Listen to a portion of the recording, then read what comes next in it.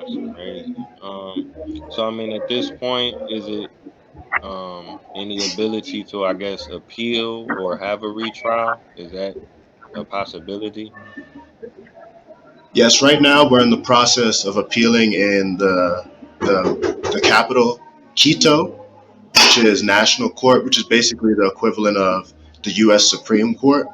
And this appeal is our first opportunity to present information that was inadequately presented or not tested, such as DNA evidence. So at this time, we've dealt with our new lawyer, and she has been able to set it up so we can take our DNA so they can prove that the DNA they found at the crime scene is not us. And that is the major factor we're going on right now, other than the fact that throughout the case, there was inconsistencies through the police statements and the victim's family statements. They changed statements multiple times, and these statements were contradictory. But our initial lawyer, I believe for the fact of intimidation due to him living in the area amongst the Samarenda family and knowing what they've been involved with previously, he kind of just sat back and watched. The judge themselves said, "What is going on? These are contradictory statements. One person says one thing, and then when they get cross-examined, they change their statement. In America, that's perjury."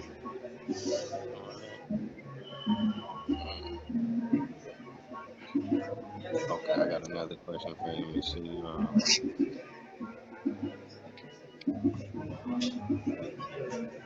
So now, I wanted to ask y'all about how do y'all feel like, was it certain politics that played a part? Because I think one of the members of the family ran for a political office or something like that. If you could talk a little bit more about that.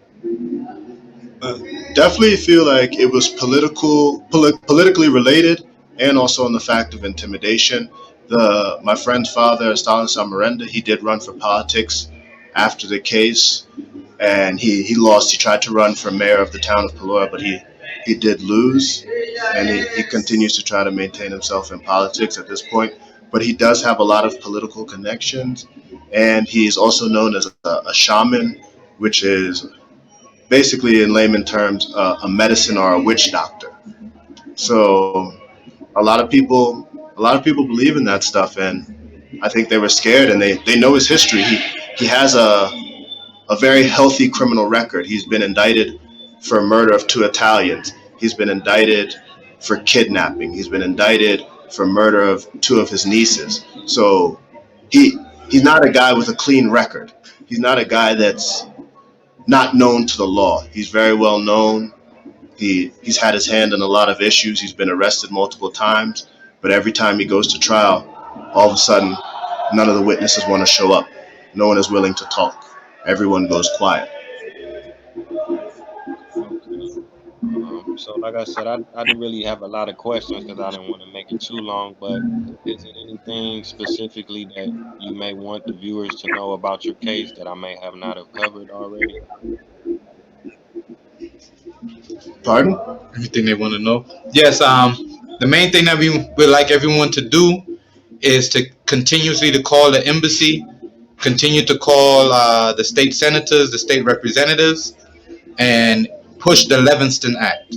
The Levingston Act is for Americans that is abroad that is being detained illegally due to a corrupt system, due to bribery, extortion, any of those factors. If people can go onto the State Department annual report website, they can read up on Ecuador, like they do annual reports on these countries, and they can see that Ecuador is under the high corruption problem.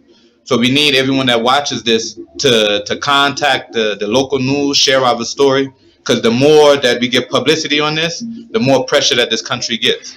Because whenever we look our name up into the legal system here, we don't find our names. Like if you look into the system here, you won't see that we're locked up for murder. So they're trying to get rid of us. They're trying to just sweep us under the rug in this country. You know, day to day. I don't know if you just seen the news in this country. Just about 2 3 days ago, 21 people were killed in prison gang riots. So it's like, you know, These people trying to sweep us under the rug, hoping that one of these accidents happen to us. So we really need you guys out there to put the pressure on your senators, people that are in the media, to push our story so Ecuador can do the right thing. Because all we need is a proper trial. Our trial was never done properly because of intimidation. Once we can have a good trial and don't have to wait a year, 2 years to get that, I'm telling you, if people out there put a pressure on it right now, we can have a trial tomorrow. You see what I'm saying? We can supersede a lot of people just due to the corruption that took place in our case. The country of Ecuador, they really don't know about us. The Stalin Samarenda family, he went in the news and just made his complaints. He never really talked about us or showed what we look like. So a lot of people in this country do not know that there's two black men, black Americans locked up for something they didn't do. So this is why we're out now getting people to put pressure and talk to their expat communities that possibly live out here in Ecuador to start putting pressure. Communicate with our lawyer so our lawyer can have the best assistance in anything that she needs to get done, and we can have a trial and be home before this year. Okay, okay. Now y'all do have a Instagram. Do y'all have any other social media so people can follow you or hashtag or you know? Yes, we have a Instagram, a Facebook, a Twitter, and a TikTok, all at justice.ecuador. Okay, okay, and I'll share that with the viewers as well. So, I know a couple people that's doing podcasts and radio shows. If y'all up for it, I could definitely send them to y'all. And, maybe the more interviews you do, even if it don't maybe go viral, it'll still put y'all name in the algorithms and stuff, and more people can understand, what y'all predicament is. You know what I'm saying? So, thank you, thank you. Thank you, appreciate you, bro. All right, man. I appreciate y'all too. I don't want to take up too much of y'all time, and I just want to thank y'all again for giving me an opportunity, to understand what's going on with y'all case. So, basically, I'll probably post this within the next week, and then we can correspond through email or IG. Okay, definitely appreciate you, brother. If you want to do another interview, just let us know if you have more questions. We are open Okay, book I about the situation. definitely, and I'll have some people contact y'all. All right, y'all take care and stay strong and be safe out there, man. All right, you Thank too, you. King. Thank you, brother. Have a Peace, blessed King. day. Yeah.